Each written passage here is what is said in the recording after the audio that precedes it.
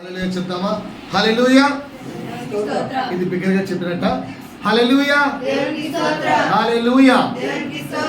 So మనం ధ్యానిస్తున్న అంశమును ఒకసారి మళ్ళా చూద్దాం.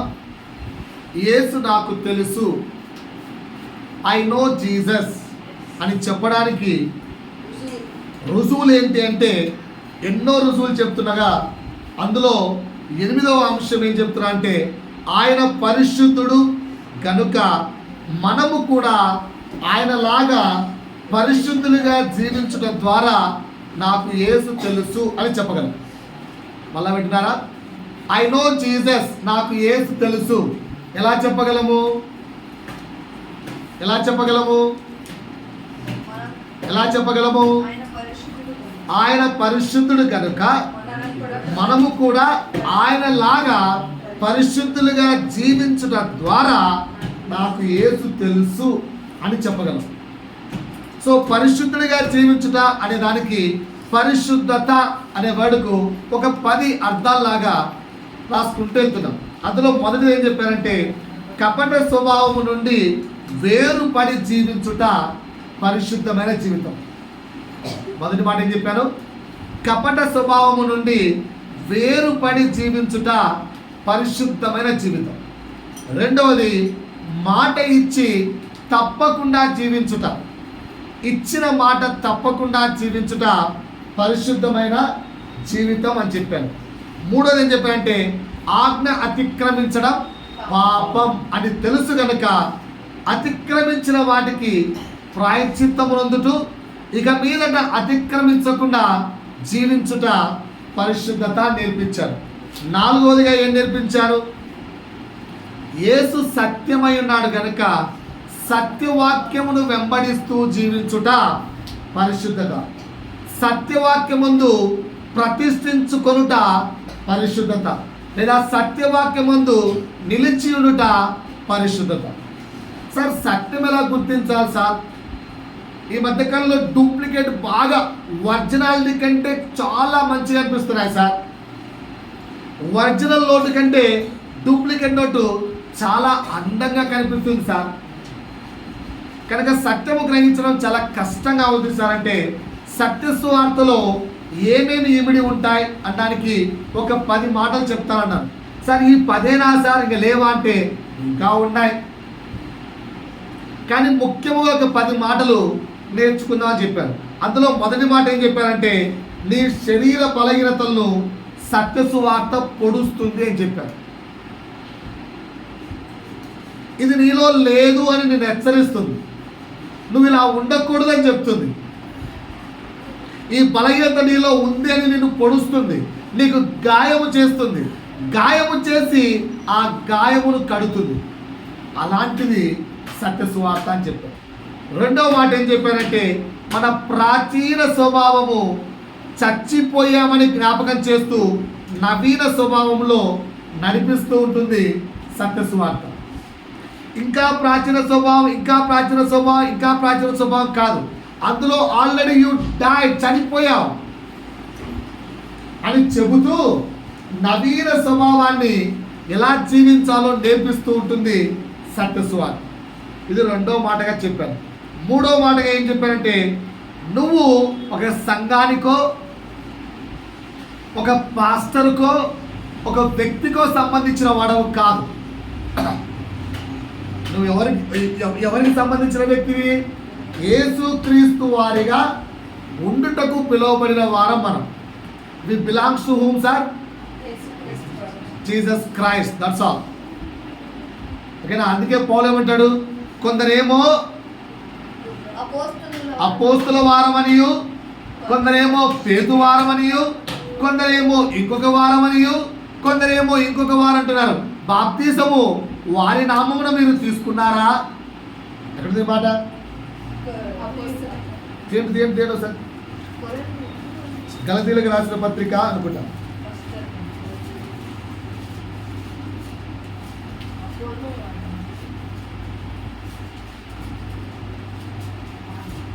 గలతీ కాదండి,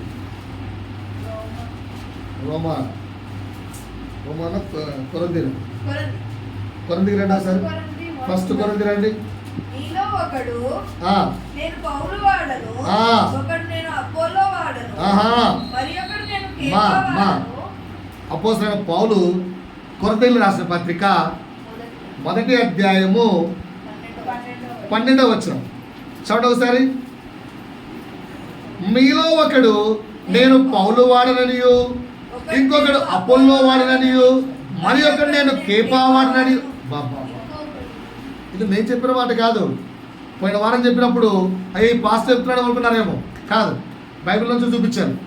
ఏంటి, ఈ మధ్య నేను హోసన్నా మినిస్ట్రీస్, నేను బ్రదరన్ సంఘం, నాది లూరన్ సంఘం, ఒక వ్యక్తిని కలిశాను.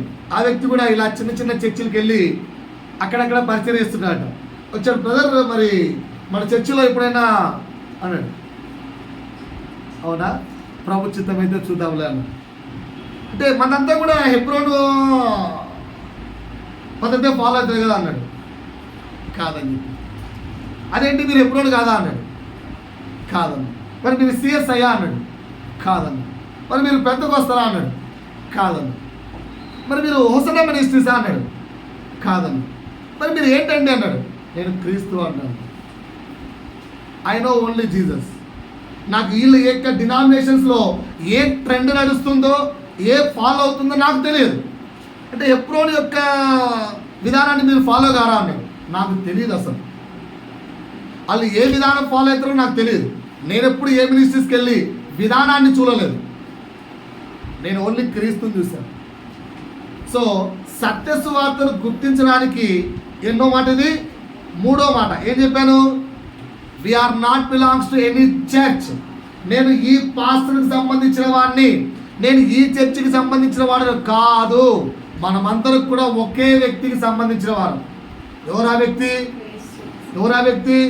క్రీస్తు వాడు. అందుకే ఒకసారి ఇంకో ఎగ్జాంపుల్ చెప్పాను. ఒక వ్యక్తి వెళ్ళి ఒక పాస్టర్ని ఈ విధంగా అడిగాడట. ఆయన స్టేటస్లో పెట్టాడు, మాకు స్టేటస్లో పెట్టాడు, పాస్టర్ మీ భార్యకి లైన్ వేసుకోవచ్చా అని అడిగాడు. ఏ పాస్టర్ ఒప్పుకుంటాడా? ఏ పాస్టర్ ఒప్పుకుంటాడా? అరే ఏం మాట్లాడుతున్నావు నువ్వు, అర్థమవుతుంది అంటే అట్లా కాదు పాస్టర్, నీ భార్యకి లైన్ వేసుకుంటావా అన్నదికి ఏం మాట్లాడుతున్నావు. మరి సంఘము క్రీస్తు వధువు అయినప్పుడు నువ్వు క్రీస్తు భార్యకి లైన్ ఎట్టేస్తున్నావు అన్నాడు. అదేంట్రా అంత మాట అన్నావు అంటే, మరి అంతే కదా. సంఘాన్ని ప్రభు వైపు ఆకర్షితులు చేయమంటే నీకు పిక్చర్లుగా తయారు చేసుకుంటున్నావు ఏంటి? నీ వైపు లాక్కుంటున్నావు ఏంటి? నువ్వు హీరో అవుతున్నావు ఏంటి? నువ్వు గ్రేట్ అవుతున్నావు ఏంటి? ఎవరు గ్రేట్ కావాలి? ప్రభువు మాత్రమే కదా. నీ వైపు ఎందుకు వాళ్ళని ఆకర్షిస్తున్నావు? వాళ్ళని ఎందుకు నీకు అట్రాక్ట్ చేసుకుంటున్నావు అంటే నువ్వు లైన్ వేస్తున్నావు వాళ్ళకి అడిగాడు. అప్పుడు ఆ పాస్టర్కి అర్థమైంది, అయ్యో నా ప్రకటించే ప్రకటనలో నేను గొప్ప అవుతున్నానే అని. సో సత్య సువార్త గుర్తించడానికి ఇది 3వ మాట. ఏంటా మాట? యేసుక్రీస్తు వారిగా ఉండడానికి మాత్రం మనం పిలువబడ్డాం. నాది ఆ సంఘము, నేను ఆ చర్చి. దేవుడిని ఒక సంఘానికి పంపిస్తే ఆ సంఘములో నీకు వాక్యము నీ హృదయాన్ని కడుగుతూ ఉంటే, నీ బలహీనతను హెచ్చరిస్తూ ఉంటే, నిన్ను సరిచేస్తూ ఉంటే ఉండు, అంతే. That's all. అలా కాదు, అదేదైనా నిన్ను అపవిత్రంగా నెట్టేస్తూ ఉంటే యూ కెన్ గో అవుట్. అంతేగాని I am belongs to that, నా పూర్వీకులు మా తాత ముత్తాత నుంచి మేము హెబ్రోనే, మా తాత ముత్తాత నుంచి మేము సిఐఏ, లేదంటే మాకు అక్కడ శ్మశానంలో ప్లేస్ ఉంది. ఓకేనా? ఎవరికి తెలుసు సత్యనాకు ఎక్కడుంటావు? నీ బాడీ ఎక్కడ పూడ్చిపెడతారో నీకు తెలుసా?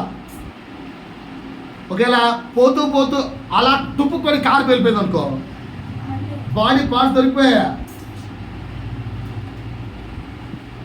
కనుక సావు కోసమో, లేదంటే శ్మశాన భూమి కోసమో, లేదంటే దేనికోసమో కాదండి. ఆలోచించండి, మనం ఎవరి వారము? ఈ మాట చెబుతున్నదే సత్యస్వార్త. 4వది ఎలా గుర్తించాలని చెప్పాను? మనిషి చెప్పిన ప్రతి మాటను గుడ్డిగా నమ్మకండి, పరిశోధించండి. బెరాకా సంఘం లాగా. పోయిన వారం కాక ఐ థింక్ పోయిన వారమే మా ఉదయాల డాడీకి ఫోన్ చేశాడు. రే ఏం బావా, ఏంది చర్చికి వెళ్ళొద్దని బైబిల్లో రాసిందంట అన్నాడు. చర్చికి వెళ్ళొద్దని బైబిల్లో రాసిందా? అవునా, ఎక్కడ అంటే శనివారం చర్చి పోద్దంట, మంగళవారం చర్చి పోద్దంట. ఓహో, అలా అర్థమైందా? ఇవన్నీ కాదు కానీ చర్చికి ఎందుకు వెళ్ళాలి, చర్చికి వెళ్ళు అని బైబిల్లో రాసిందా కాదు, చర్చికి ఎందుకు వెళ్ళాలి, ప్రార్థన ఎందుకు చేసుకోవాలి, అవన్నీ బైబిల్లో స్పష్టంగా ఉంది. ఏదో ఒక నీకెవరు చెప్పారు, ఆ పక్కన ఉన్నాడు ఎవరు చెప్పాడు నాకు, ఆయన ఎవరు, ఆయన పాస్టర్లే, అడ్డమైన పాస్టర్లు చెప్పే మాటలు నమ్మని చెప్పలేదు, బైబిల్ నమ్మండి అంతే. సో ప్రతి మనుష్యుడు మాటలు గుడ్డిగా నమ్మడం సత్య సువార్త కాదు. మాటలు కంపల్సరీ లేఖనాలు పరీక్షించుకోవాలి, అలా ఉన్నాయో లేదో చెక్ చేసుకోవాలి. 5 ఏం చెప్పాను, క్రీస్తు జీవించి చూపించిన మాదిరిని బోధించాలి. ప్రతిసారి మిరాకిల్స్, ఇదే సువార్త అయిపోయింది. మధ్య గంట సేపు ఓపెన్ మీటింగ్ పెడితే గంట సేపు టచ్ ద లార్డ్, గంట సేపు ఏదో ఆ ఆర్టికల్ ఇవ్వడం, ఈ ఆర్టికల్ ఇవ్వడం, అది ఇవ్వడము, ఈ నూనె పోయడం, ఆ నూనె పోయడం. వాళ్ళు కోట్లు సంపాదిస్తున్నారు, వీళ్ళు నూనె పోసుకున్న వాళ్ళు పోసుకున్నట్టే ఉన్నారు.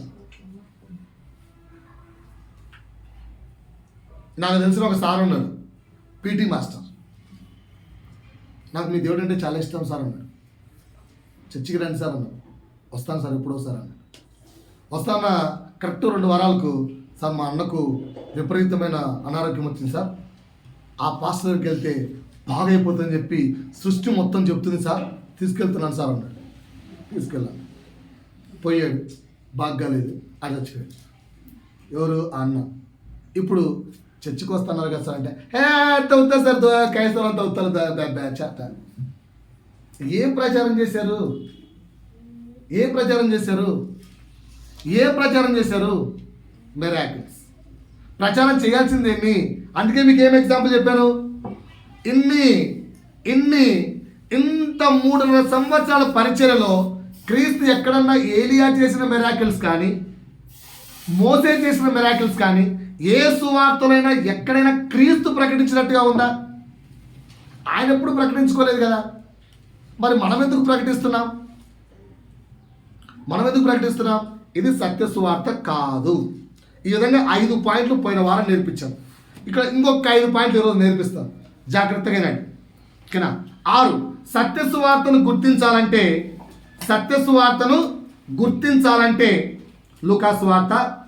మార్కు సువార్త లూకా సువార్త 9వ అధ్యాయము 18 నుంచి 20 వరకు ప్రశ్న ఎవరికో వేశారు అక్కడ. ఓకేనా? ప్రశ్న ఎవరికో వేశారు.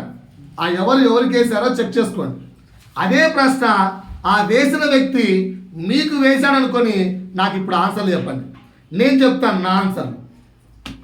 నాకు ధైర్యం ఉంది. నేను క్రిస్టియన్, నేను క్రీస్తు చేత ఏర్పరచబడిన వాడిని, క్రీస్తు నా సొంత రక్షకుడిగా అంగీకరించిన వాడిని, ఆయన ద్వారా ఆయన రక్తంలోను ఆయన శరీరంలోను పాలు పంచుకుంటున్న ఒకప్పుడు పాపిని నేను ఆయన రక్తంలో పాలు పంచుకున్నాను. కనుక నాకు ఆయన ప్రశ్న వేస్తే నేను ఆన్సర్ చెప్తాను, మీరు అదైతే ఆన్సర్ చెప్పండి. ఏంటి? క్రీస్తు ఏర్పరచుకున్న బిడ్డలైతే ఆన్సర్ చెప్పండి. రైట్, చదవమ్మా దగ్గరగా. ఒంటరిగా ప్రార్థన చేయుచుండగా ఆయన శిష్యులు ఆయన యొద్ద ఉండిరి. రైట్. నేనెవడనని జనసమూహంలో చెప్పుకొని ఎవరు అడుగుతున్నారు ప్రశ్న ఇక్కడ? ఎవరు అడుగుతున్నారు? బాగానండి. ఎవరు అడుగుతున్నారు? యేసు మనల్ని అడుగుతున్నాడు. ఏమని? బాబులు, నేనెవరని జనులు చెప్పుకుంటున్నారు అని అడిగారు. సో అక్కడ ఉన్న వాళ్ళు శిష్యులు మనమే. వారు ఏం చెప్పారు ఆన్సరు? కొందరైతే నువ్వు బాప్తిజం ఇచ్చే యోహాననియు, కొందరు ఏలియావనియు, కొందరు పూర్వకాలపు ప్రవక్త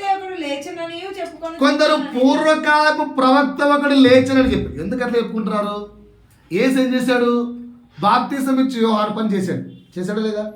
బాప్తిజం ఇచ్చే యోహాను ఏం చేసేవాడు? ఊరూరా తిరిగి సువార్త చెప్పండి, ఆయన పరలోక రాజ్యం సమీపిస్తుంది, మారు మనస్సు పొందండ్రా, మారండ్రా. ఇదే బాప్తిజం ఇచ్చే యోహాను చేసిన పని. చేశాడా లేదా? ఇదే పని ఎవరు చేశారు? యేసయ్య కూడా చేశాడు. అందుకే జనాలకు యేసయ్య ఎలా అర్థమయ్యాడు? బాప్తిసం ఇచ్చి యేసయ్యలాగా కొందరికి అర్థమయ్యాడు. కొందరికి ఎలా అర్థమయ్యాడు? ఏలియా ఏం చేసేవాడు? అద్భుతాలు చేసేవాడు. ఏలియా చేసేవాడు? అద్భుతాలు చేసేవాడు. ఇక్కడ యేసు కూడా ఊరూరా అద్భుతాలు చేయట్లేదా? కనుక కొందరికి యేసు ఎలా అర్థమయ్యాడు? ఏలియాలాగా అర్థమయ్యాడు. ఇక కింద కొందరు ప్రవక్తలు ఉన్నారు, భవిష్యవాణి చెప్పేవారు, గొప్ప గొప్ప మాటలు చెప్పేవారు, దేవుని యొద్ద నుంచి వచ్చిన మాటలు చెప్పేవారు ప్రవక్తలు. యేసు కూడా అలాంటి మాటలు చెప్పాడు కదా. కనుక వాళ్ళకి ఎలా అర్థమయ్యాడు? యేసు ప్రవక్తలాగా అర్థమయ్యాడు. తప్పేమన్నా? కానీ యేసు అర్థంతో ఆగిపోలేదు, కొంచెం ముందుకు వచ్చాడు. అందుకు ఆయన ఇది నా ప్రశ్న, యేసు మనకి వేస్తున్న ప్రశ్న. మీరు యేసును ఏమనుకుంటున్నారు? ఆన్సర్ చదవకండి, అక్కడ మీరు చెప్పండి. నేను చెప్పమంటారా? ఫస్ట్ నేను చెప్పమంటారా? ఎందుకంటే పాస్టర్ కదా, నాకు రెస్పెక్ట్ కొంచెం ప్లీజ్. ఫస్ట్ నేను నా ఆన్సర్ చెప్తా. జీసస్ ఈజ్ ఏ, రాసుకోండి నా ఆన్సర్. మీ ఆన్సర్ మీరు రాసుకుంటారా? నా ఆన్సర్ రాసుకోరా? పాస్టర్ని కొంచెం విలువండి భయ్యా. నా ఆన్సర్ రాసుకోరా? సరే రాసుకోకుంటే పర్లేదు. నా ఆన్సర్ నేను చెప్తాను. Jesus is a ATM card for me. కాదా? Jesus is a ATM card కాదా? నేను డైలాగ్ చెప్పమంటావా? జీసస్ యేసు ఆశీర్వాదకారకుడు తప్ప. బైబిల్లో లేదా? యేసు ఆశీర్వాదకారకుడు. ఆశీర్వాదం అంటే ATM కార్డే కదా. ఈ మధ్య ఎన్ని క్రెడిట్ కార్డులు అంటే అంత గొప్పోడంట, తెలుసా? ఎన్ని క్రెడిట్ కార్డులు అంటే అంత గొప్పోడు. ఒక్కొక్క క్రెడిట్ కార్డు ₹1,00,000 చొప్పున వేసుకుని 10 క్రెడిట్ కార్డు ఉంటే 10 లక్షల చేతులు నెట్టే ఉందా లేదా? సో యేసు ATM కార్డు కరెక్టా తప్ప? కదా. రెండోది, yes Jesus is a health insurance card. కాదా? యేసు స్వస్థపరచువాడు. కాదా? మీలో ఎవరికి నాలాగా లేదా? మీలో ఎవరు నాలాంటి ఫీలింగ్స్ కలిగలేరా? యేసు స్వస్థపరచువాడు. దాన్ని నేను హెల్త్ ఇన్సూరెన్స్ కార్డ్ అన్నాను. కాదా? నచ్చలేదా? రైట్, మీ ఫీలింగ్స్ మీవి. రైట్. మూడోది, Jesus is a magic person. అదే మ్యూజిక్, అదేదా మెజిషియన్ అంటారు కదా. జీసస్ ఈజ్ ఏ మెజిషియన్, అద్భుతకరుడు. వద్దా? అద్భుతకరుడు కాదా? కాదా? మీరు ఇవేవి నమ్మరా? నా క్వశ్చన్ ఏంటండి, యేసు మిమ్మల్ని అడిగిన ప్రశ్న ఏంటి? నేను ఏమై ఉన్నానని మీరు అనుకుంటున్నారు, అంతేనా? మీరు నాలాంటి లేరు. 4, జీసస్ ఈజ్ ఎ మీడియేటర్, మధ్యవర్తి, సమాధానకర్త. కాదా? కాదా? మీకు అలాంటి ఫీలింగ్స్ ఏం లేవా? 5, Jesus is a power bank, సర్వశక్తివంతుడు. కాదా? ఇవన్నీ ఆయన నామాలు, ఆయన చేయువే, అంటే ఆయన చేసేవే. ఇది యేసు ఆశ్చర్యకరుడు, అద్భుతకరుడు, సమాధానకర్త, సర్వశక్తివంతుడు, స్వస్థత చేయువాడు. ఇవన్నీ ఆయన నామాలే, ఆయనకున్న క్వాలిఫికేషన్. కానీ నీవు ఆయనలో అది వెతుక్కోవద్దు. ఓకేనా? పిల్లప్పుడు ఒక స్టోరీ చెప్పేవాళ్ళు. ఓకేనా? రాజు వచ్చిరే మీకు ఏం కావాలో తీసుకెళ్ళరా అంటే చిన్న పాప రాజు చేయబట్టుకుందంట. ఎందుకు? అవన్నీ ఎందుకు? టెంపరవరీ. రాజు నువ్వే నాతో ఉంటే కింగ్డమ్ మొత్తం నాదే. పాయింట్ అర్థమవుతుందా? ఏమన్నాడు? అరే మీరు నాతో పాటి నిత్య రాజ్యములో నేను ఏ సింహాసనం మీద అయితే కూర్చుంటానో మీరు కూడా నా పక్కన అదే సింహాసనం మీద కూర్చొని విందు చేద్దాం. 7 ఏళ్ళు ఏ కష్టపడుకోకుండా, ఏ పని చేయకోకుండా 7 years కేవలం విందు భోజనం అంట. భూలోక ప్రకారంగా 7 years, పరలోక ప్రకారంగా 7 years. ఒకవేళ భూలోక ప్రకారం 7 years అంటే 7, పరలోక ప్రకారంగా 7 years అయితే ఒక దినము 1000 దినములతో సమానం. అలాంటిది ఇప్పుడు 7 సంవత్సరాలు అంటే ఎంత? అన్ని సంవత్సరములు కష్టపడకుండా సింహాసనం మీద కూర్చొని యేసుతో పాటు తినడానికి అలాంటి స్థానం ఆయనిస్తుంటే నువ్వేం కోరుకుంటున్నావు? ఇప్పుడు మీరు ఆన్సర్ చెప్పండి, మీ ఆన్సర్లు. ఏంటి మీ ఆన్సర్? దేవుడు. యేసు మాకు దేవుడు, అంతే. ఆయన నాకు దేవుడు. దేవుడు ఓన్లీ దేవుడే, ఇంకేమొద్దు. కాపీ కొట్టకండి, నో కాపీ. యేసు అన్ని, is everything for you. Okay, కొంచెం కొత్తగా మార్చారు. యేసు ఏంటి సార్ మీకు? దేవుడు. సార్ యేసు ఏంటి? దేవుడు కాదా? దేవుడు, దేవుడు అంతే, ఇంకేం లేదు. యేసు ఓన్లీ దేవుడు. అందరు కాపీ కొట్టారు, సేమ్ ఆన్సర్. నాలాగా కొత్తగా ఏ ఆలోచించరా? ఓకేనా, రైట్. నేను అవన్నీ రాసుకున్న తర్వాత కొన్ని ఆలోచించాను. ఆయన ఏమై ఉన్నాడంటే, ఒకరేమో బాప్తిసం ఇచ్చేవాడు అన్నారు, ఇంకోరేమో ఇంకోటి అన్నారు, ఇంకోరేమో ఇంకోటి. ప్రస్తుత కాలంలో జనాలు అయితే ఈ 5 అంటున్నారు. ప్రస్తుత కాలంలో యేసు ఎవరు అంటే ATM card, health insurance card, magic person, mediator, power bank. ఇదే యేసు. ప్రస్తుత కాలంలో ప్రతి క్రైస్తవుడు యేసును పరిచయం చేస్తున్న విధానం ఇదే. చర్చిలోకి వెళ్తే యేసు స్వస్థత స్వస్థత స్వస్థత, విడుదల విడుదల, స్వస్థత. అబ్బబ్బబ్బబ్బబ్బబ్బ, దయ్యములు పట్టిన వారలారా పోండి, పోండి. వారి ఆయన ఏం దయ్యాలు పట్టడమో ఏమో, ఏం పట్టడమో ఏమో, ఏమన్నా అంటే పోండి పోండి పో. రైట్. ఇంకొక మాట చూద్దాం. మార్కు సువార్త 1వ అధ్యాయము 24వ వచనంలో యేసు కొందరికి ఏదో కొంతగా కనిపించారట. ఏందో చూద్దాం. వాడు నజరేయుడవగు యేసు, మాతో నీకేమి? అబ్బబ్బబ్బ, ఎవడోడు? సరే కిందికెళ్ళు. మాతో నీకేమి? మమ్ము నశింపజేయుటకు వచ్చితివా? మమ్మల్ని నశింపజేయడానికి వచ్చావా? నీవెవడవో నాకు తెలియదు. నీవెవడవో నాకు తెలియను, నాకు తెలుసు. ఎవరంట ఆయన? నీవు దేవుని పరిశుద్ధుడు అని కేకలు వేసెను. ఎవరంట యేసు? దేవుని యొక్క పరిశుద్ధుడు. దేవుడి యొక్క దేవుడు ఎంత పరిశుద్ధుడై ఉన్నాడో, తండ్రి అయిన దేవుడు ఎంత పరిశుద్ధుడై ఉన్నాడో, కుమారుడైన యేసు కూడా అంతే పరిశుద్ధుడట. ఈ ఆన్సర్ ఎవరు చెప్పారు తెలుసా? దయ్యం చెప్పింది. ఈ ఆన్సర్ ఎవరు చెప్పారు? దయ్యం చెప్పింది. పైన చదవండి ఒకసారి. అంతటా వారు కపెర్నహూములోనికి వెళ్ళిరి.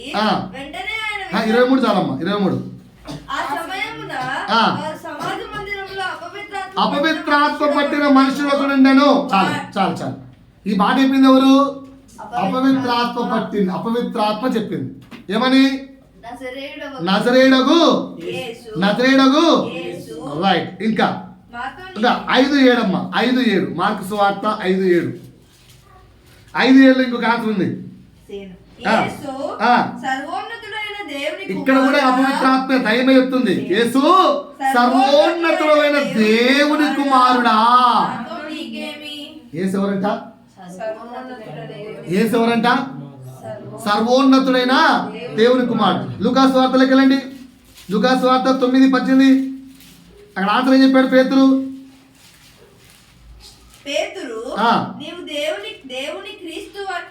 దేవుని క్రీస్తు అనే పదానికి అర్థం ఏంటి? అభిషక్తుడు. దేవుడు ఎంత అభిషక్తుడై ఉన్నాడో అంతటి అభిషక్తుడు ఇక్కడ యేసు. కనుక ఇప్పుడు మనకు దేవుడు ఏమై ఉన్నాడు? దేవుడు అంటే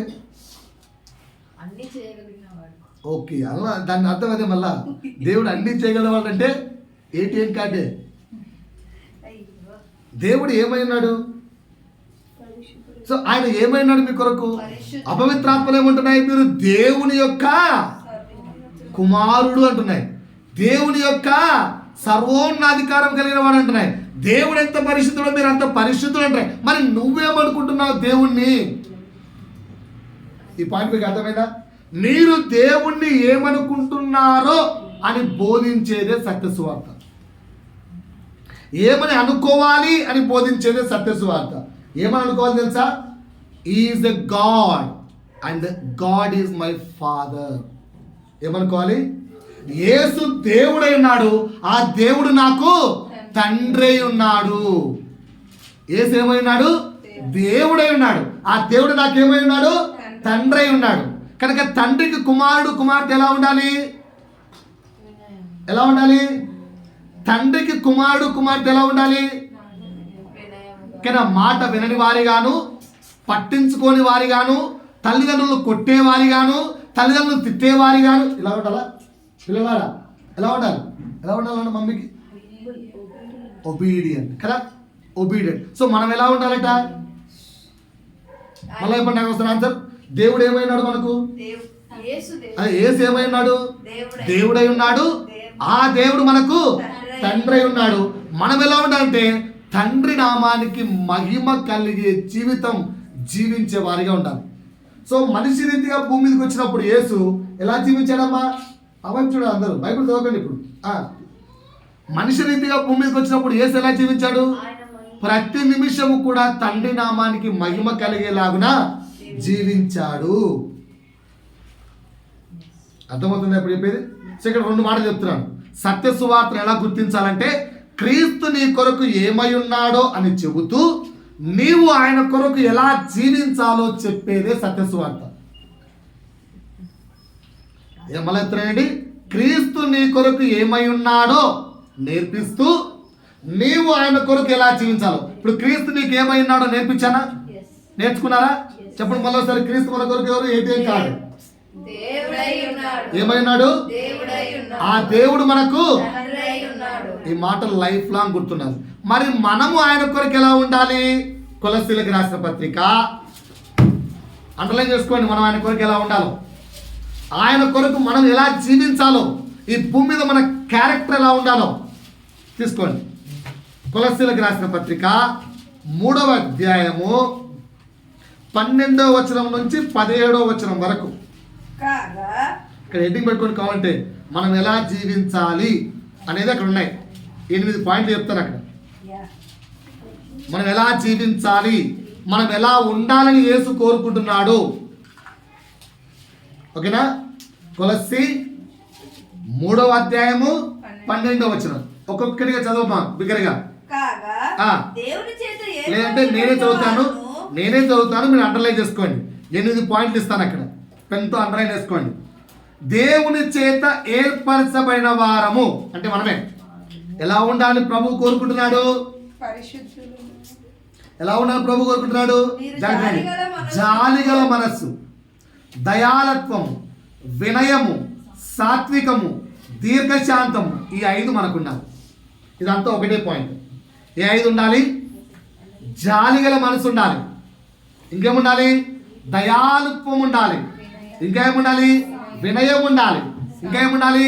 సాత్వికం ఉండాలి, ఇంకేముండాలి? దీర్ఘశాంతం. ఇప్పటికి నేను అడిగే ఒకే ఒక ప్రశ్న, నిన్న అనుకుంటా ఫుడ్ తింటున్నాం, మా సార్ మాట్లాడుతున్నాడు, ముందు మీ మేడంను కొట్టారా? నా మేడం అంటే దిగువ కుంభాలు పెట్టి నేను ఇంత లావు చేస్తుంది. ఆమెం పెట్టట్లేదు సార్, ఆమె పెట్టినా నేను పెట్టిన నా బాడీ తినట్లేదు సార్, అది ఆటోమేటిక్గా పెరిగిపోయి లావ్ అవుతుంది సార్ అంటే అట్టేస్తా, కొంచెం డైట్ కంట్రోల్ బాడీ మాట అంట. కానీ నేను అనే మాట ఏంట్రా అంటే ఆమె పెట్టాలా గిట్టాలా కాదు. ఆయన ఒక్క మాట అన్నాడు, తిరిగి సమాధానం అయితే చెప్పలేకపోయాడు కానీ సిగ్గుతో తల ఉంచుకోవాలి. ఎందుకు తెలుసా? మీ మేడం ఎంత మంచిదంటే సార్, మీ మేడం ఎంత మంచిదంటే సార్, మా ఇంట్లో 10 లేచిన పుంచి కయా కయా కయా కయా కయా కయా కయా కయా కయా ఇల్లంతా ఇదే గోల సార్. కానీ మీ ఇళ్ళల్లో ప్రశాంతత ఉంటుంది సార్. క్రైస్తవులు ఉందో లేదో వాళ్ళ విషయాల్లో తెలియదు, కానీ మన గుండెలు మనం చేసుకుంటే లేచిన 4 గంటలకు లేస్తే 4 గంటల నుంచి ఏ అరుపులు ఏ స్వరూపులు లేకుండా లే ఇంకా నిద్ర నిద్ర నిద్ర సాతానా లేండి ఎప్పుడు నిద్రపోవచ్చు మకాలు అని పిల్లలు తిట్టుకోకుండా కసురుకోకుండా క్రైస్తవ కుటుంబాలు ఉంటాయి అని జనులు అనుకుంటున్నారు. ఉన్నాయా? ఉండాలని బైబిల్ చెప్తుంది. దాన్ని దీర్ఘశాంతం అంటారు. దీర్ఘశాంతం అంటారు. ఉన్నాయా? ఏ కుటుంబంలో ఉందా? ప్రభు కోరుకుంటున్నా అది. జనులు మన గురించి అనుకుంటున్నా అది. భర్త మాటకు ఎదురు చెప్పకుండా, కరవకుండా, అరవకుండా, సౌండ్ పెంచకుండా, ఎక్కువ మాట్లాడకుండా, కసరకుండా ఇలా క్రైస్తవ కుటుంబాలు ఉంటాయి అని చెప్పి ఆయన సాక్ష్యం ఇచ్చారు. నిన్ననే మా స్కూల్లో సైన్స్ ఫెయిర్ ఏమో మధ్యాహ్నం కూర్చుంటాయి 1 గంటకు. వాళ్ళు అన్నట్టుగా నిజంగా మనం ఉన్నామా? ఒకసారి గుండె మీద చేసుకుంటే సాక్ష్యం కరెక్టేనా? కానీ బైబిల్ అయితే అదే చెప్తుంది. క్రైస్తవులారా, మిమ్మల్ని మీరు చెక్ చేసుకోండి. ఆడవారైతేనేమి మగవారైతేనేమి మీరు ఎంత కరుస్తున్నామో మనం ఎంత కరవట్లేదా? మన ఇంట్లో పిల్లల మీద ఎలా అరుస్తున్నామా? దీర్ఘశాంతము. ఓన్లీ శాంతం సరిపోదంట, దీర్ఘశాంతము ఉందా అండి ఇంట్లో? ఉందా? పిల్లలు మీరు మాట్లాడేటప్పుడు కానీ పెద్దలు మాట్లాడేటప్పుడు కానీ చెక్ చేసుకో. ఇది మొదటి క్వాలిటీ. రెండో క్వాలిటీ రాసుకోండి. అక్కడ కిందికి వెళ్తున్నాను. ధరించుకొనుడి అంటే కంప్లీట్. అది ఎప్పుడు ఉండాలి? ఎప్పుడు ఉండాలి అంటే ఇవన్నీ 5. రెండవది, ఎవడైనాను తనకు హాని చేసినని ఒకడు అనుకొనిన ఎడల ఒకరినొకడు సహించుచు ఒకరినొకడు క్షమించుడి. ఇది రెండో పాయింట్ అండి. క్రైస్తవుడికి ఉండవలసిన రెండవ లక్షణం, మీరు ఎలా జీవించాలంటే 24/7. వారంలో 7 రోజులుంటే, రోజుకి 24 గంటలుంటే, నిమిషానికి లేదా నిమిషానికి 3 సార్ల పైన వ్యక్తిని క్షమించగలిగేంత క్షమాగుణం కలిగి జీవించాలి క్రైస్తవుడా. యేసు అలా జీవించారు.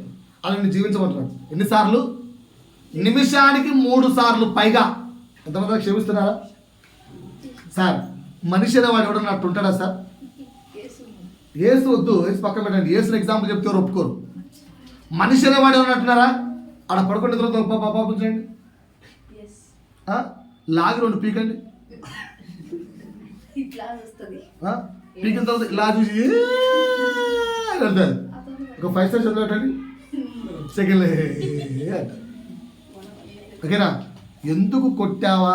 నీతో మళ్ళా శత్రుతాన్ని పెట్టుకోదు. హృదయపూర్వకంగా క్షమిస్తుంది. అలా చిన్న పిల్లగాడిగా మీరు మారిపోవాలి.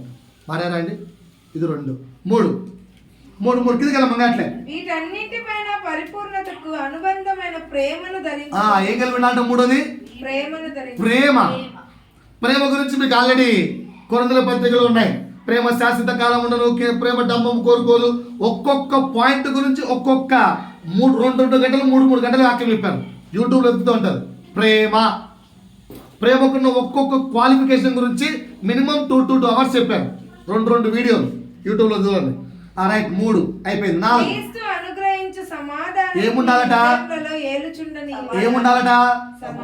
ఏముండాలట? ఈ చేయి ఇట్లే పెట్టుకొని ఇంకో ప్లేస్కి వెళ్దాం. ఈ చేయి ఇట్లా పెట్టుకోండి. మార్క్స్ వార్త నాకు భలే అనిపించింది చదివేటప్పుడు. ఇది ఎందుకో అసలు మైండ్ అక్కడ ఆగిపోయింది ఎందుకో. మార్క్స్ వార్త 4వ అధ్యాయము 35 నుంచి. ఆ దినమే సాయంకాలం అయినప్పుడు ఆయన అద్దరికి పోదామని వారితో చెప్పగా వారు జనులను పంపివేసి ఆయనను ఉన్న పాటున చిన్న దోణిలో తీసుకొని పోయింది. ఏ దోణిలో? చిన్న దోణిలో. ఆయన వెంబడి మరికొన్ని దోణులు. నా క్వశ్చన్ మనకి చెప్తుందా? ఏ దోణిలో? చిన్న దోణిలో. రైట్.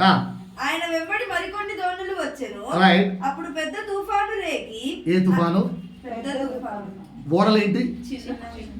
ఓడలేంటి? తుఫాన్ ఏంటి? రైట్. ఆయన ఉన్న దోణ మీద అలలు కొట్టినందున. ఆయన ఏనున్న దోణ మీద? బాగా క్లారిటీ ఉంది కదా వాక్యం. ఆయన ఉన్న దోణ మీద అలలు కొట్టినందున దోణ నిండిపోయెను. ఆయన దోణె అమరమున తలగడ మీద తలవాల్చుకుని నిద్రించుచుండెను. వారు ఆయనను లేపి. అంటే ఇలా హ్యాపీగా కొంచెం హైట్ ఉంటుంది కదా, దాని మీద పెట్టుకొని మంచి స్లీప్ లో ఉన్నాడు. ఎవరు? యేసయ్య. వీళ్ళు ఏం చేశారు? ఏమని? బోధకుడా ఏమంట? నశించిపోవచ్చున్నాము. ఒక్కసారి ఎవరు నశించిపోతున్నారు? ఆ ఓడలో యేసు లేడా? ఏం చెప్పాలి వీళ్ళు డైలాగ్? యేసయ్య మన పని అయిపోయింది అని చెప్పాల్సి పోయి మేము నశించిపోతున్నాం అంట. ఇది ఒక పాయింట్ కొంచెం నాకు కొత్తగా అనిపించింది. 2 అబ్బా ఇది డైలాగ్. అంటే యేసుకు నిజంగా ఏం లేదు.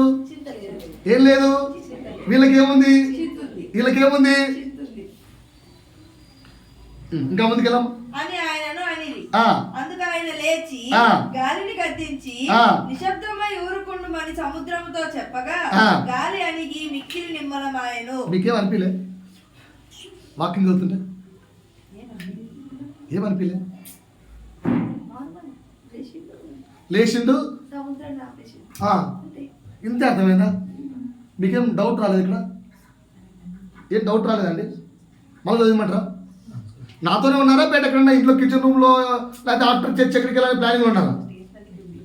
అంతా నాతో ఉన్నారా? కొంచెం మాట్లాడచ్చు. ఏమని అనిపించలేదా? ఏమనిపించలేదా? ఏంటో మరి అన్నీ నాకే అనిపిస్తాయి తేడా తేడాగా. రైట్, నీకేమనిపించలేదు? రైట్, చెప్పు. చెప్పు, చెప్పమ్మా, చదవమ్మా. గాలి అణిగి మిక్కిలి నిమ్మలమాయెను. ఓకే. అప్పుడు ఆయన మీరెందుకు భయపడుచున్నారు, మీరు ఇంకనూ నమ్మిక లేక ఉన్నారా అని వారితో చెప్పాను. వారు మిక్కిలి భయపడి. కాదు, నా డౌట్ ఏంటంటే మీరు ఎందుకు భయపడకపోవడం? ఆడ ఉత్తర సిచ్యువేషన్ ఏంటి? ఇలా ఓడ చిన్నది, తుఫాను పెద్దది, ఏ వ్యక్తి అయినా భయపడతాడు కదా. భయపడరా? ఎంత పెద్ద ఈతగాడైనా భయపడాల్సిందే. అదే చిన్న గల్లి కాలువ, ఇది ఒకటి ఉండకపోవడానికి సముద్రం. అర్థమైందా? మా వాడు ట్యాంక్ బండ్లో భయపడే అంట, సో చెప్తున్నాడు. మళ్ళీ ఈతగాడే ఇది వచ్చు బాగా. అంటే చిన్న ఓడ, పెద్ద తుఫాను, ఎవరికైనా భయం వస్తుంది. కానీ యేసు ఎందుకు ఆ మాట అన్నాడు? బాగా వినండి, ఈరోజు కొంచెం చెప్తాను. యేసు యొక్క ప్రతి మాటలో మనల్ని మనం ప్రశ్నించుకోవాల్సిన అర్థం ఉంటుంది. ఆడ ప్రశ్న వేశాడు యేసు, మీరు ఎందుకు భయపడుతున్నారు, మీకు ఇంకనూ నమ్మిక లేదా అంటే నేను ఇక్కడ ఉన్నాను కదా దేవుడు. ఆయన ఇక్కడ ఉండడం ఎందుకు? ఆయన ఉంటే ఏంటంట అంటే పైన చెప్పారు కదా, మీరు ఎవరు నేను ఎవరినని అనుకుంటున్నారు. అక్కడ లేదులే పైన. కానీ జనరల్గా ఏంటది? దేవుడు ఏమంటున్నా అంటే still you are not understood మీయా, నన్ను మీరు ఇంకా అర్థం చేసుకోలేదా, నేను ఇంకా మీకు అర్థం కాలేదా, నేను ఏమైనాడో మీకు తెలియదా, ఓకేనా? మీరు ఎవరితో ఉన్నారో మీకు తెలియదా, ఇంకా చింతించకుడి అనే వర్డ్ మీకు అర్థం కాలేదా, నన్ను వచ్చేవో చింత లేదా అని అడుగుతున్నావు. మీరెందుకు చింతిస్తున్నారు? అపవాది భయపడితే మీరెందుకు భయపడుతున్నారు? అది అపవాది యొక్క భయమని, భయపెడుతున్న యొక్క ప్రయోగం అని గుర్తించలేకపోతున్నారా? ఇంకా ఇంకా ఇంకా చీకట్లోనే ఉన్నారా? ఏంటండి పాట అర్థమైందా? ఇంకా చీకట్లో ఉన్నారా? యేసు మనల్ని ప్రశ్నిస్తున్నాడు. ఇప్పుడు నేను మీకు ప్రశ్నిస్తున్నాను, మీరు క్రీస్తుని అర్థం చేసుకున్నారా? ఎప్పుడైనా చింతలేదిక యేసు పుట్టెను వింతగా 24/7 బెత్లహేములోనే పుట్టిండు, మనలో మాత్రం పుట్టలేను. పుట్టడు కూడా ఇక ఎందుకో లైఫ్లో అర్థం కాదు. Point number 1. ఇంకొక ఇలాంటి ఎగ్జాంపుల్ ఇంకోటి చెప్తాను అండి. మార్కు సువార్త 10వ అధ్యాయము 25వ వచనం చదవండి. 10:25. దేవుడి రాజ్యంలో ప్రవేశించుట కంటే ఒంటె సూది బెజ్జంలో దూరుట సులభము. Is it possible? మీకు అర్థమైంది వాక్యం? ధనవంతుడు పర్లోక రాజ్యంలో ప్రవేశించడా? అబ్రాహాము లేడా పర్లోక రాజ్యంలో? అబ్రాహాము పర్లోక రాజ్యానికి వారసుడా కాదా? అబ్రాహాము ధనవంతుడు కాదా? మరి రెండోది, సూది బొజ్జములో ఒంటె దూరుతుందా? దేవునికి అది పాసిబులా? కాదు. యేసుకు పాసిబుల్ కాదు అది. ఎందుకంటే యేసు అలాంటి పనులు చేయడు. సూది బొజ్జంలో ఒంటె చూడాలి, ఏం మాడతా? దాని మీనింగ్ ఏంట్రా అంటే, మనం జనరల్గా చూసుకోం. దాని మీనింగ్ ఏంట్రా అంటే, యెరూషలేముకు ప్రాకారపు గోడలు ఉంటాయి కదా, ఆ గోడలో వర్తకమునకు లోపల రావడానికి ఒక చిన్న గేట్ పెట్టారు. ఎందుకంటే అడ్డమైన విధవ దూరితే రక్షణ మిస్ అవుతుందని చెప్పి అక్కడ ఒక చిన్న గేట్ పెట్టారు. ఆ గేట్ పేరు కినా సూది ఇంగ్లీష్లో ఏమంటారు? నీడిల్ గేట్ అంటారు దాన్ని. ఆ గేట్ పేరు నీడిల్ గేట్. అది ఎంత చిన్నగా ఉంటుందంటే, వీళ్ళు ఒంటెల మీద వస్తారు కదా అప్పట్లో ఎడారిలో, ఆ ఒంటె ఆ గేట్ లోపల పట్టదు. అందుకని ఆ వంట మీద ఉన్న సామాను మాత్రం మనిషి తీసుకొని పోయి వంటను అక్కడ వదిలేస్తారు. ఆ వంటను బయట ఎక్కడైనా కట్టేసుకొని లోపలికి సామాను మాత్రమే తీసుకొని వెళ్ళి వ్యాపారం చేసుకొని వస్తారు. ఒకవేళ వంట పక్క చిక్కిందైతే ఆ నీడిల్ గేట్లో నుంచి వంటనైనా దూర్చచ్చేమో కానీ పరలోక రాజ్యపు గేట్లలో నుంచి ధనవంతుడు దూరడు. అది ధనవంతుడా, నీకు ధనం మీద అంత పిచ్చుంటే ఎక్కడ గేటు బయటే ఉండాలి వంట లెక్క. వంట ఎలాగైతే లోపలికి రాదో నువ్వు కూడా అలా ధనపిచ్చగలిగి ధనమునకు దాసుడమైపోతే 24/7 సంపాదించాలి సంపాదించాలి సంపాదించాలి, 1,00,000, 2 లక్షలు, 3 లక్షలు, 4 లక్షలు అనుకుంటే ఎక్కడుంటావట? బయట వంట లెక్క.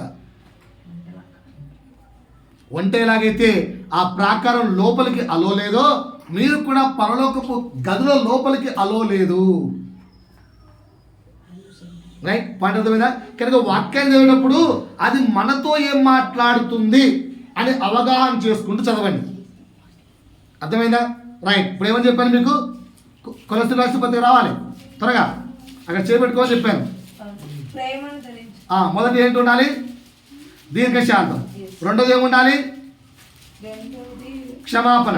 మూడోది ఏముండాలి? ప్రేమ. నాలుగోది ఏముండాలి? సమాధానం. 5 ఇందుకొరకే మీరు ఒక శరీరముగా పిలువబడితిరి మరియు కృతజ్ఞులై ఉండుడి. 5 ఏముండాలి? కృతజ్ఞతాభావం ఉండాలి. 5 ఏముండాలి? కృతజ్ఞతాభావం. మనం ఎలా ఉంటాం తెలుసా? ఆ వ్యక్తి దగ్గర నుంచి పొందుకుంటున్నంతసేపు మనకు వాడు దేవుడు. పొర్రపాటున ఒక్కసారి ఏదైనా ఇవ్వలేదా వాడు దయ్యం. ఎంత కృతజ్ఞత లేని జీవితం. ఒక్కసారి సహాయం చేస్తే ఆ వ్యక్తి మీద నీకు కృతజ్ఞత ఉండాలి. క్రైస్తవుడా అలా ఉండాలి. నెక్స్ట్ 6 గానములు ప్రతి గానములు చేయొచ్చు నీ జీవితం ఉండాలి. గానములు అంటే ఏంటి?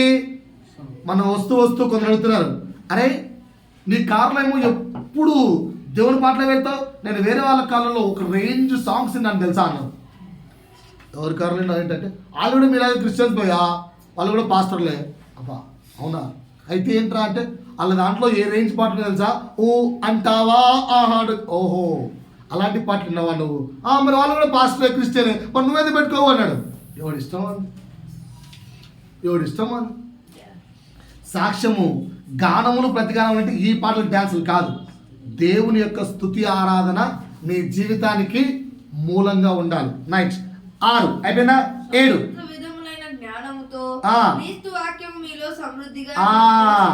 క్రీస్తు వాక్యమందు జ్ఞానవంతులై ఉండాలి. ఏమై ఉండాలి? వాక్యమందు జ్ఞానవంతులై ఉండాలి. మనం ఏం చెప్తున్నాం? రైట్. ఇంకా మరియు మాట చేత గాని క్రియ చేత గాని మీరేమి చేసినను ప్రభువైన యేసుక్రీస్తు ద్వారా whatever the works you are doing, నువ్వు మనుషులకు ఏ పని చేస్తున్నావో దాన్ని బట్టి నువ్వు హీరో కాకూడదు. ఎవరు హీరో కావాలి? దేవునికి కృతజ్ఞతాస్తుతులు చెల్లించేవారిగా మన జీవితం ఉండాలి.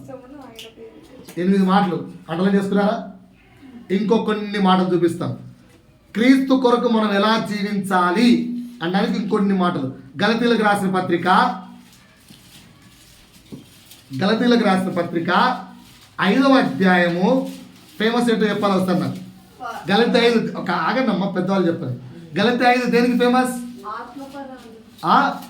ఇప్పుడు 19వ వచనంలో ఉంది కదా ఆత్మఫలాలు. 19 నుంచి ఏమున్నాయి? శరీర కార్యాలు. 22 ఆత్మఫలాలు. నేను ఇక్కడ మీకు 24వ వచనం ఇస్తున్నాను. మనుషులు క్రీస్తును ఏర్పరచుకున్న వ్యక్తికి ఇది ఉండాలి. ఏది అక్కడ 8 చెప్పాను, ఇది 9వ రాసుకోండి. ఏంటిది? క్రీస్తు యేసు సంబంధులు ఎలా ఉండాలంటే శరీరమును దాని ఇచ్చలతోను ఏం వేయాలి? దురాశలతోను సిలువ వేసి ఉన్నారు. శరీర ఇచ్చలకు దురాశలకు ఏమేయబడి ఉన్నారు? సిలువ వేయబడి ఉన్నారు. ఇది మనలో ఉందో చెక్ చేసుకోండి. అయ్యా 9 రాసుకున్నారా? 10 6వ వచనం, అదే 6వ అధ్యాయం 2వ వచనం. ఒకరి భారములు ఒకడు భరించేవాడిగా ఉండాలి. క్రీస్తు కినా ఏం చేశాడండి? మన పాప భారములన్నీ తన మీద మోసుకున్నాడు. మనం ఒక్కరి భారాన్ని పట్టించుకుంటామా? ఆడెత్తపోతే నాకేంది, ఆడు చస్తే నాకేంది, ఆడు ఏమైతే నాకేంటి, వాళ్ళు ఏమైతే నాకేంది, నాకు పెట్టారా ఏమన్నా, నాకు ఇచ్చినారా ఏమన్నా, నాకు బాగాలేనప్పుడు వాళ్ళు చూస్తారా ఏమన్నా? ఓ ఇచ్చేవాడికి ఇవ్వడము క్రైస్తవత్వం ఎలా అవుతుంది? 10 విషయాలు. క్రీస్తు ఏమై ఉన్నాడు? మళ్ళీ నాకు ఆన్సర్ ఒకసారి. క్రీస్తు మనకి ఏమై ఉన్నాడు? దేవుడై ఉన్నాడు. అక్కడ ఆపేమని చెప్పలేను. దేవుడై ఉన్నాడు. ఆ దేవుడు మనకు తండ్రి ఉన్నాడు. కనుక మనమేమై ఉన్నాము? ఆయనకు పిల్లలమై ఉన్నాం. సో క్రీస్తు పిల్లలకు ఎలాంటి గుణం ఉండాలి? 10 విషయాలు చెప్పాను. ఎలాంటి గుణం ఉండాలి? మొదటిది దీర్ఘ శాంతం ఉండాలి. రెండోది క్షమాపణ గుణం ఉండాలి. మూడోది ప్రేమ ఉండాలి. నాలుగోది సమాధానం ఉండాలి. ఐదోది అక్కడ ఇంకో మాట ఉంది, మర్చిపోయారు. సంగీత గానాలు కాదు, అది 6. ఐదోది ఏముండాలి? కృతజ్ఞులై ఉండాలి. ఆరోది ఏముండాలి? గానములు. దేవుని యొక్క స్తుతి ఎప్పటికి ఉండాలి. ఏడోది క్రీస్తు వాక్యములో జ్ఞానము కలిగిన వారమై ఉండాలి. 8 తండ్రి నామానికి మహిమ కలిగేలాగా మన క్రియలు ఉండాలి. 9 శరీర ఇచ్చలకు సిలువ వేసుకోవాలి. 10 ఎదుటివాడి భారాన్ని మోయగలిగే తత్వం ఉండాలి. రాసుకున్నారా సార్ ఒక్కరన్నా? 10 విషయాలు రిపీట్ చేశాను. క్రైస్తవుడా, దేవుని యొక్క సంతానమా, ఏముండాలి? వినండి ఒకసారి మంచిగా. ఏముండాలి? మొదటిది ఏముండాలి? దీర్ఘశాంతం ఉండాలి. రెండోది ఏముండాలి? క్షమాపణ గుణం ఉండాలి. మూడోది ఏముండాలి? ప్రేమను ధరించుకోవాలి. నాలుగోది ఏముండాలి? సమాధానం ఉండాలి. ఐదోది కృతజ్ఞత జీవితం ఉండాలి. ఆరోది దేవుని స్తుతించే గుణం ఉండాలి. ఏడవది క్రీస్తు యొక్క వాక్యమందు జ్ఞానవంతులై ఉండాలి. 8వది తండ్రి నామానికి మహిమ కలిగే క్రియలు ఉండాలి. 9వది శరీర ఇచ్చలకు సిలువ వేసుకోవాలి. 10వది ఎదుటివాడి భారాన్ని భరించేవాడిగా జీవితం ఉండాలి. ఇది క్రీస్తు మనల్ని ఉండమని చెప్పిన విధానం. ఇందులో ఏ క్వాలిటీస్ ఉన్నాయి మన దగ్గర? ఆలోచించుకోండి. ఇప్పటికీ సత్య సువార్తను గుర్తించడానికి ఒకటే పాయింట్ చెప్పాను ఈరోజు. ఎలా గుర్తించాలట? క్రీస్తు నీ కొరకు ఏమై ఉన్నాడో అని చెబుతూ క్రీస్తు కొరకు మనం ఎలా ఉండాలో నేర్పించేదే సత్య సువార్త. మీకు ఆల్రెడీ నేర్పించేశాను. ఇప్పుడు ఈరోజు నేర్పించాను. 7వ పాయింట్. ఓకే, 7వ పాయింట్. ఇది 6వ పాయింట్. 7వ పాయింట్. 1 కొరింథీ 1:6. 1 కొరింథీ 1:6. 1 కొరింథీ 1:6. 7. ఎలా గుర్తించాలి? సత్య సువార్త ఎలా గుర్తించాలి? ఓకేనా? నేను చెప్తాను. ఒకసారి నాతో చెప్పండి ఆన్సర్. ఒకసారి నాతో ఆన్సర్ చెప్పండి. 1 కొరింథీ 1:6 తీసారా? ఆన్సర్ చెప్తారా మీరు? చెప్తా అంటే నేను అడుగుతాను. మీరు చెప్పం పాస్టర్, మేమే మాట్లాడమంటే నేను చెప్పుకుంటూ వెళ్తాను. చెప్తారా? మంచి ఆత్మీయుడు అంటే ఏంటి? ఎలా అవన్నీ గుర్తిస్తారు? నేను చెప్పంటారా?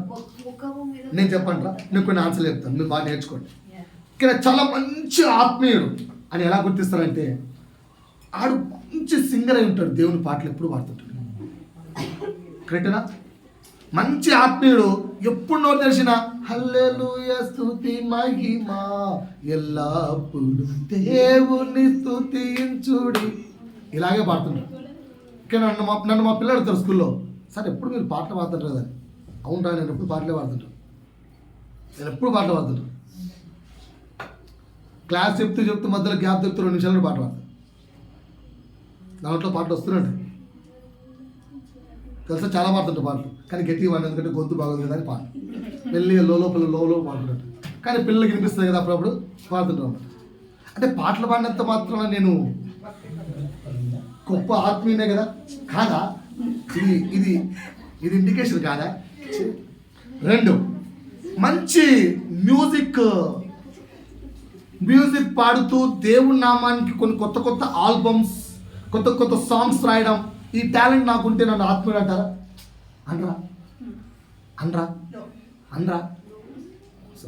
3 దేవుని కొరకు బొట్టు గిట్టు దట్టు పట్టు బంగారం అన్నీ తీసేశాం. సింప్లిసిటీ. ఇప్పుడు నన్ను ఆత్మీయుడు అంటారా? అనరా? చెప్పండి సార్, అంటారా? అనరా? 4 సరే మీ ఇష్టం. దేవుని కోసం కలర్ కలర్ డ్రెస్సులు వేసేప్పుడు మొత్తం అందరు అమ్మాయిలు అన్ని చూసేవాళ్ళు. ఇప్పుడు అన్నీ మానేశారు, ఓన్లీ వైట్ అండ్ వైట్. ఇప్పుడన్నా ఆత్మీయులు అంటారా? అనరా సార్? మీరన్నా వైట్ అండ్ వైట్ వేసుకున్నాం, వైట్ అండ్ వైట్ ఆత్మీయులు అనరా? అనరా? కలర్ కలర్ డ్రెస్సులు మానేశారు. కలర్ కలర్ డ్రెస్సులు ఎందుకు వేసుకున్నా చెప్పండి? ఒక చిన్న ఎగ్జాంపుల్ చెప్పండి. ఈరోజు కొత్త చీర ఓకేనా, ఒక రేంజ్లో చీర కట్టుకొని వెళ్ళారనుకో, మీ ఇంటర్నల్ ఫీలింగ్ ఏంటి? ఎంతసేపు దాన్ని అలా అలా అలా సవరించుకుంటారు? SR no? కొత్త కొత్త ఎందుకు కడతాం? కొత్త కొత్త ఎందుకు కడతాం? టు అట్రాక్ట్ సమ్మనే కదా, అందరి చూపు మన మీద రావాలనే కదా. ఎస్ఆర్ తప్ప చూపించుకోవడానికే కదా. కొత్తగా ఉండాలి. ఎస్ఆర్ నోవా? మరి అన్ని చూపించుకోవడానికి పని చేసి బయట వాడు వేసుకున్నాను, ఏం చూపించుకుంటున్నా అంటే నేను ఆత్మీయనే కదా, అయినా కాదా? ఎంత స్ట్రాంగ్ ఉన్నారు మీరు. సరే, రెగ్యులర్ చర్చికి వెళ్తాను, ఒక్క వారం కూడా చర్చి మిస్ చేయను. వారమే కాదు, మధ్యలో పాస్టర్ ఎప్పుడు చర్చి పెట్టా వెళ్తాం. I will never miss the prayer. ఇప్పుడు నన్ను ఆత్మీయుడు అంటారా? అయినా కూడా అంటారా?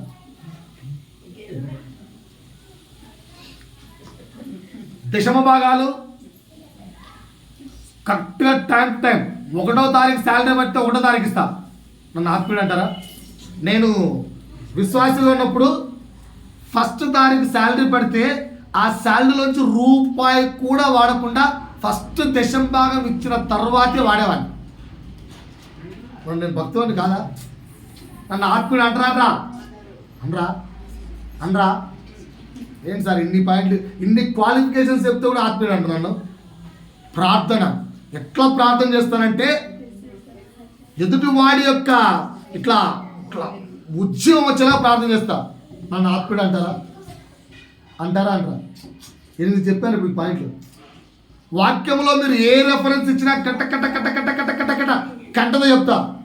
నన్ను ఆత్మీయుడు అనరా? మరి ఆత్మీయుడు అంటే ఎవరు? సరే, లాస్ట్ 10వ క్వాలిటీ చెప్తున్నాను. దేవుని కృపను బట్టి దేవుని నామానికి మహిమ కలుగును గాక. ప్రార్థించిన మీ అందరిని బట్టి దేవుని మిమ్మల్ని దీవించును గాక. నా సాక్ష్యం ఏమనగా, మరి గడిచిన దినాల్లో దేవుడితో లేని సమయాన రోడ్ల మీద కాలినడకన వెళ్ళేవాడిని. మరి ఈరోజు నేను ఒక ఇన్ని లక్షల కార్లు, ఒక ఇన్ని లక్షల బిల్డింగులు, నా ఆదాయము ప్రభు కృపను బట్టి పట్టుకున్న ప్రతి బిజినెస్ సక్సెస్ అయింది.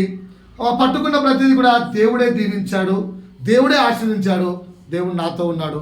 దేవుని కృపను బట్టి ఈరోజు కొన్ని వందల మందికి ఉద్యోగాలు ఇచ్చేంత గొప్ప స్థితిలోనే ఉన్నాను. ఇప్పుడు నేను ఆత్మీయునా కాదా? సార్ ఆన్సర్ సార్, ఎంత గొప్ప సాక్షి చెప్పినా కూడా కాదా? ఇది దొంగ సువార్త. చాలామంది ఈ సాక్ష్యాలని ఎంకరేజ్ చేస్తున్నారు. ఓకేనా? ఆత్మీయ ఫలాల దండిగా వ్యక్తి మారడం ఆత్మీయత. రాసుకోండి, ఇది సత్యసువార్త. సత్యసువార్త అవుతుంది ఆర్థిక ఫలాల దండిగా మారుట సత్యసువార్త కాదు. ఆర్థిక ఫలాలు ఇదిగే చాలాసార్లు బాగా రిచ్ అయినప్పుడు యోహాను సువార్త 15వ అధ్యాయము 5వ వచనము చదువుకొని ఆయన అని చెప్తాం. ఎందుకు? ఎవరి యందు నేను నిలిచి ఉన్నానో, నేను ఎవరి యందు నిలిచి ఉన్నావో, నువ్వు ఎవరి యందు నిలిచబడ్డా ఆశీర్దించబడ్డావో చెక్ చేసుకోవాలి. పాయింట్ అర్థమైందా? కనుక ఆశీర్వాదాలు ఆత్మీయత కాదు, స్వస్థతలు ఆత్మీయత కాదు. ఓకేనా? నీ యొక్క ప్రేయర్ లైఫ్ ఆత్మీయత కాదు. ఆత్మీయత అంటే ఏంటి? ఆత్మ ఫలాల పరిపూర్ణత ఆత్మీయత. ఆత్మ ఫలాలు 9 ఉన్నాయి కదా. ఆత్మ ఫలాలు, కృపా ఫలాలు, వెలుగు ఫలాలు, ప్రేమ ఫలాలు, జీవ ఫలాలు. 5 రకాల ఫలాలు ఉన్నాయి బైబిల్లో. ఇవన్నీ ఫలాల యొక్క నిండుగా నువ్వు మారితే నువ్వు బ్లెస్డ్ పర్సన్, ఆత్మీయుడు. ఈ రకమైన బోధనలో నువ్వు పెరిగితే నువ్వు సత్య బోధనలో పెరుగుతున్నావు. ఎంతమందికి మాట ఎక్కింది? ఎంతమందికి మాట అర్థమైంది? ఇప్పటికీ 7 విషయాలు చెప్పాను. ప్రభు చిత్తం అయితే 8, 9, 10 వచ్చే వారం చెప్తాను. 8, 9, 10 ఈరోజు ఎప్పుడు నేర్పించిన మాట ఒకసారి మళ్ళీ జ్ఞాపకం చేసుకోండి. అందరు నా వైపు చూసి సమాధానం చెప్పండి. ఈరోజు సత్య సువార్తలు ఏమిటన్నాను? క్రీస్తు నీ కొరకు ఏమై ఉన్నాడో తెలియజేస్తూ నీవు ఆయన కొరకు ఎలా జీవించాలో నేర్పించేదే సత్య సువార్త.